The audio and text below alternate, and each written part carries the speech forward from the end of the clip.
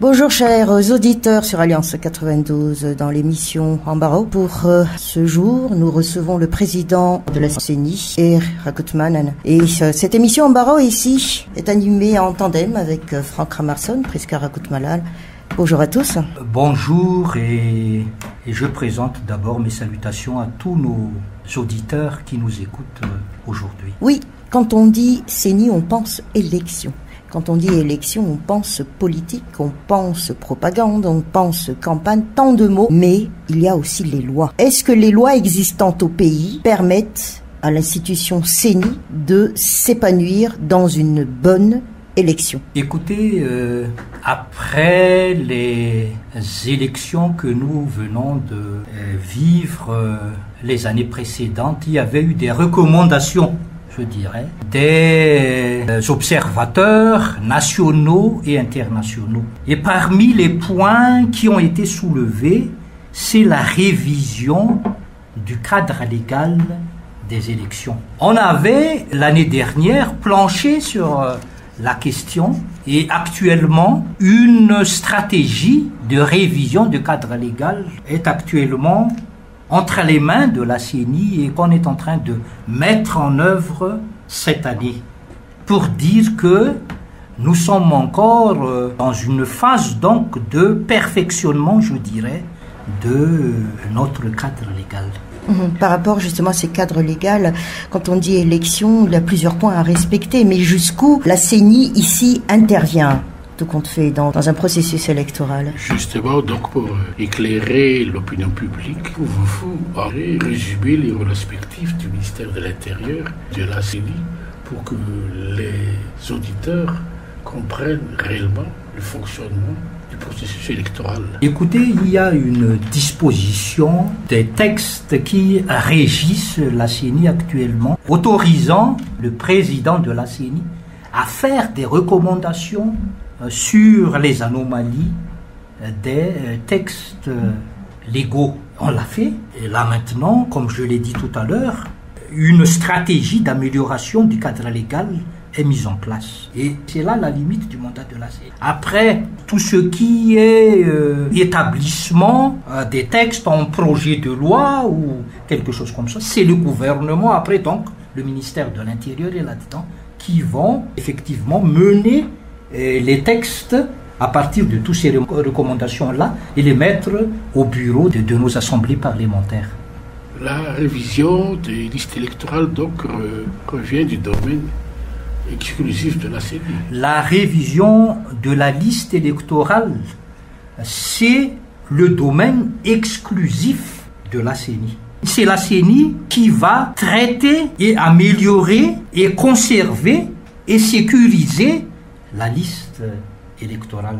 Et l'opération qu'on effectue cette année, c'est la révision annuelle de la liste électorale. Là, il est question d'actes citoyens. Il appartient aux citoyens de venir consulter au Fouktan leur nom. Est-ce qu'ils sont dans la liste électorale ou non? S'ils sont là, ils devraient vérifier si leur nom est exact. Sinon, ils devraient s'inscrire dans la liste électorale. Là, il n'est pas question que la CENI va de porte à porte pour, pour recenser les électeurs. Mais il y a des cartes électorales à distribuer. Qui les distribue alors? Les cartes électorales, c'est encore la CENI qui va distribuer les cartes électorales. Mais les cartes d'identité nationale, c'est le ministère de l'Intérieur qui vont les faire. J'ai trouvé un 5,20% d'augmentation donc d'électeurs jusqu'à maintenant, et ceci par le biais justement des inscrits ou qui ont eu leur carte d'identité, qui se sont inscrits comme vous l'avez spécifié au niveau des Fonkoutan. Mais donc on pourrait même doubler, tripler ce chiffre si tout le processus d'état civil pour un électeur potentiel continue une dynamique quand même. C'est vrai. Mais écoutez, à Madagascar, le problème est plutôt délicat et compliqué, hein, puisque, comme vous le savez, il y a beaucoup de personnes qui sont en dehors du système, en dehors des axes routiers, qui sont dans des zones enclavées, qui vont faire des kilomètres pour venir dans les zones urbanisées, je dirais. Donc toutes ces personnes-là vont être des problèmes par rapport d'abord à l'octroi des cartes d'identité nationale. Il y a même des personnes qui n'ont pas leur acte de naissance. Hein? Oui. Donc il y a beaucoup de problèmes qui sont hors système à Madagascar, puisque ce sont des personnes qui sont vraiment très très éloignées, enclavées par rapport au taux d'augmentation qu'on avait obtenu cette année. En tant que président de la CENI, je suis quand même satisfait, puisque depuis, nous n'avons pas encore de telle augmentation dans l'annale de la CENI. Mais c'est quand même triste que ces gens, comme vous dites, qui habitent dans des lieux isolés ou éloignés, alors ce sont des électeurs potentiels. Ce sont des électeurs potentiels. Et c'est un droit aussi. C'est un droit d'avoir tous ces papiers. Est-ce qu'il n'y a pas une autre manière de voir avec le ministère concerné pour... Vous ne pouvez pas faire ça pour responsabiliser le citoyen aussi quelque part? Là maintenant, il y a un projet qui est initié avec le PNUD, un projet que l'on va appeler guichet unique. Par ce projet, on va se mettre sur une même table un magistrat ou un administrateur civil qui va délivrer un jugement supplétif de naissance. À côté de lui, il va y avoir un officier d'état civil pour l'inscription dans le registre d'état civil. À côté de lui, il va y avoir un agent du ministère de l'Intérieur pour la délivrance de la carte électorale. Et au bout de la chaîne, il va y avoir un agent de la CENI pour l'inscription à la liste électorale. Ce projet s'inscrit pour cette élection ou Ce projet s'inscrit pour cette élection, mais c'est encore en cours de montage, en cours de bouclage. C'est pour ça que j'hésite un tout petit peu à dévoiler le... Ça veut dire donc qu'il y aura une forte augmentation du taux de participation. Nous avons comme objectif d'avoir 10 millions d'électeurs au moins pour les élections à venir. C'était déjà l'objectif en 2007, du temps de Raphaël Bal. Ah, ça, c'est... Moi, je ne connais pas encore. J'étais pas encore dans le système pendant ces temps-là, mon ami Franck. Par rapport toujours... parce que là, on parle d'électeurs, hein, on a parlé du processus, mais parlons maintenant des candidats, des futurs candidats. Jusqu'où la CENI intervient quand à un candidat? Écoutez, moi je suis un homme de droit, je suis avocat. Être président de la CENI, c'est pas une profession, c'est une mission. J'ai accepté la mission, mais je vais vraiment veiller à ce que la loi soit vraiment respectée, puisque c'est mon mandat en tant que président de la CENI et c'est le mandat de la CENI. Effectivement, parce qu'il y a le représentant de l'Union européenne qui a préconisé, qui a même exigé que ce seraient des élections inclusives, n'excluant personne. Mais il y a eu une réponse d'un dirigeant politique après qui avait dit que il y a encore des candidats qui sont sanctionnés par les accords de Cotonou. Il y a aussi d'autres qui ont maille avec la justice. Qu'en est-il de ces gens-là? Parce que c'est le nini que l'on veut réinstituer. Que va faire la CENI devant cette proposition du dirigeant politique? Écoutez, la CENI c'est un organe technique. Donc la question que vous me posez actuellement, c'est une question hautement et sensiblement politique. Je dirais tout simplement que je vais veiller à ce que la loi soit respectée. Après, les questions politiques devraient se régler au niveau des responsables.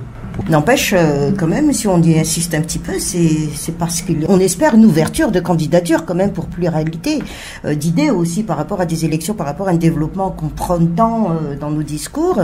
Mais est-ce que les lois vous permettent de dire suivez cette loi, vous en tant que CENI, si on parle d'élection, par rapport à la politique des politiciens? Bon, écoutez... Vous avez cette indépendance de pouvoir dire... Oui, j'ai une indépendance d'esprit de haut niveau. Moi, je suis avocat par-dessus le marché. Je suis un ancien bâtonnier de l'ordre des avocats de Madagascar. Que l'on ne me dicte quoi que ce soit. Il faut respecter la loi tout simplement. Mais voilà, la question est bien posée. Est-ce que nous avons effectivement une loi qui puisse vraiment gérer toutes ces questions? Même pas en soupçon de décret ou quoi que ce soit. Mais écoutez, donnez-moi la loi et je vais le faire respecter. Ce qui veut dire que donc il y a encore beaucoup de chemin à faire. Il y a aussi beaucoup d'opacité, comme on dit. Ah non, c'est pas à moi de dire tout ça. Alors, c'est pas à moi de dire tout ça. Non, ce ne sont que des remarques de journalistes. Voilà. Je veux quand même que vous nous affirmez ici quelles sont les dispositions pour la fin du prochain mandat. C'est à quelle période? C'est-à-dire que l'investiture a eu lieu le 25 janvier 2014. À quelle date le mandat expire exactement? Le mandat expire le 25 janvier 2019 au regard de l'article 45, alinéa 2 de la Constitution de la République malgache. Mais le président devrait démissionner de son mandat, donc 2 mois à l'avance, s'il va se présenter. C'est pour cette raison qu'on parle des élections de 2018. Ce qui fait qu'il y aura donc un intérimaire. Mais il a été aussi une transition partielle pendant les 2 mois. Mais il a été prévu aussi dans la Constitution qu'au cas où le président va se porter candidat et qu'il va démissionner, c'est le président du Sénat qui va assurer la transition. On comprend mieux donc la bataille au Sénat pour destituer le président du Sénat. Tout à fait, Franck. La CENI travaille beaucoup avec les PTF, partenaires techniques et financiers. N'empêche, de ce partenariat, de cet accompagnement, est-ce que la CENI se sent quand même indépendante?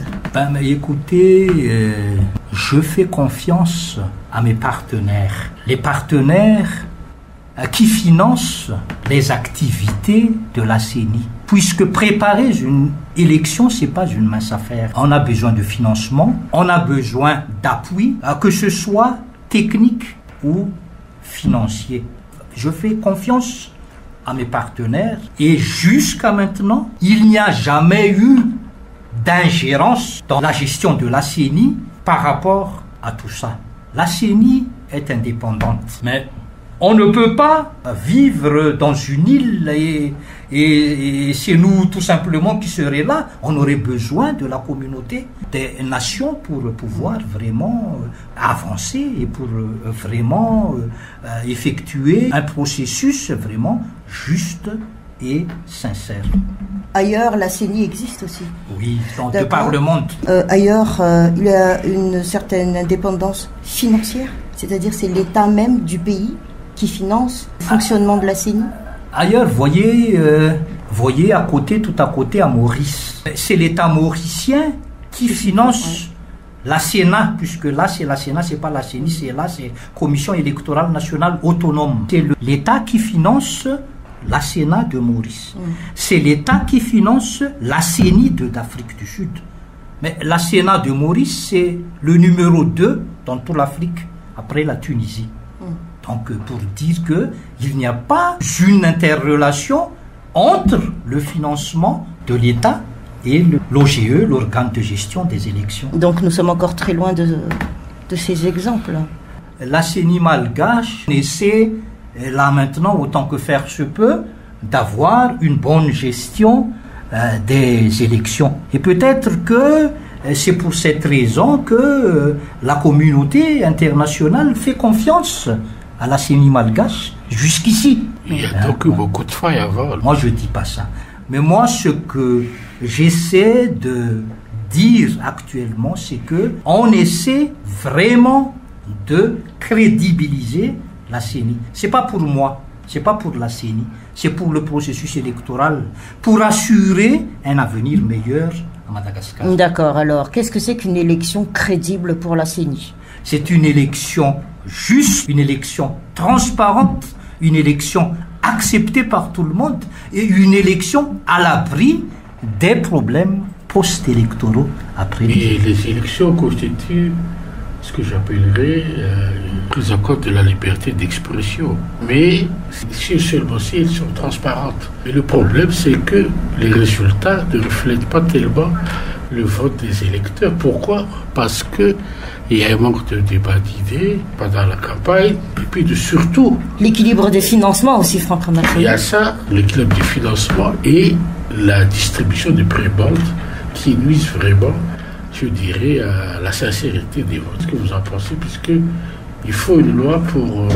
Bon, écoutez, la CENI est là tout simplement pour apporter des recommandations par rapport à l'amélioration des cadres légaux qui va régir les élections à venir. Je ne dirais pas que ça soit parfait, mais nous sommes là pour apporter nos contributions pour pouvoir améliorer. Et ça reste là. Après, c'est... On a dit au début, alors, il faut qu'il y ait, comme on dit, transparence, mais aussi que le gouvernement puisse mettre les lois à jour pour pouvoir que la CENI travaille en toute sérénité. Bon, en tout cas, moi, je ne m'interfère pas. Mais n'empêche, ça bloque quand même certaines... Je ne m'interfère pas aux travaux et à la compétence qui relève du gouvernement. Je reste tout simplement dans mon mandat. Mon mandat, c'est tout simplement de recommander. Et on avait ratissé large. Mais vous reconnaissez qu'il y a des outils qui empêchent de... Pour pouvoir apporter ces recommandations, on avait ratissé large. On avait fait tout Madagascar pour apporter ces recommandations. Après, je fais confiance. C'est au gouvernement de le faire. Non, mais en tout cas, c'est pas la CENI de le faire. C'est pas la CENI de le faire. Mais reconnaissez-vous qu'il y a certains outils de loi qui doivent être appliqués ou sinon soulevés ou présentés afin d'avoir justement ces élections crédibles? Écoutez, on va, commencer par les recommandations des observateurs nationaux et internationaux. Il y avait eu les recommandations de la KMF CNOE, de l'ONG Toulousou, de la mission d'observation internationale de l'Union européenne, recommandations du PNUD, les recommandations de la CENI après les sénatoriales et les desiderata, tout le monde, tous les acteurs au processus électoral, à savoir les politiques, les membres, la société civile et tout le monde. La CENI a vraiment rempli sa mission par rapport à tout ça. Et je reste là. Je ne vais pas au-delà de tout ça. Mais c'est clair, c'est cette indépendance-là donc de conscience, comme vous le dites. Mais n'empêche, par rapport à toujours aux élections, des financements, il y a eu le SACEM là. C'est 12 millions de dollars. À quoi ça va vraiment servir, tout compte fait, par rapport aux besoins encore de la CENI? Le SACEM, c'est-à-dire le soutien au cycle électoral malgache, c'est l'appui de la communauté internationale pour la mise en œuvre du processus électoral 2017-2018. Cet argent-là va être employé pour la mise en œuvre des stratégies qu'on avait déjà entre nos mains, de la mise en œuvre des activités de la CENI qui sont dans notre programme de travail pour cette année et notre programme de travail pluriannuel 2017-2018, et puis aussi l'achat des matériels sensibles pour les élections. Voilà. Donc la CENI, elle est prête à tout moment là, pour l'instant? C'est-à-dire prête aussi s'il y a des élections anticipées. Mais écoutez, mais là c'est une question qui se répète et qui mérite vraiment une réponse vraiment pertinente. Une élection se prépare en plusieurs étapes. La première étape, c'est la phase préélectorale. Seconde étape, c'est la phase électorale. Le jour J, le jour des élections, et la phase post-électorale. Pendant la phase préélectorale que nous vivons actuellement, la CENI va s'occuper de la liste électorale. Nous sommes en pleine opération jusqu'au 15 avril. La révision du cadre légal qu'on vient de discuté tout à l'heure, et l'éducation et la sensibilisation électorale. Ça va demander du temps. Personnellement, je solliciterai à tout à chacun de vraiment respecter ces étapes-là pour que les élections soient bien organisées. Mais après, comme c'était toujours passé, la CENI est toujours là, hein, lorsqu'il va y avoir comment dire, l'arrangement de nos décideurs qui vont avancer vers les élections. Mais je dirais... Ou retarder les élections, c'est possible aussi? On ne peut pas retarder les élections au-delà du mandat. Toujours la Constitution à prendre en vigueur. Voilà. Mais s'ils vont avancer, après un arrangement, moi je le dis d'emblée, là maintenant, que l'élection ne serait pas bien préparée, puisque tout n'est pas encore au point. Oui. Alors... on souhaite à la CENI de continuer son travail pour ces futures élections. C'était En Barreau, l'émission, invité le président de la CENI, Ir Rakutman. Tandem pour l'animation, Franck Ramerson, Priska Rakutmalal. Au revoir. Merci beaucoup.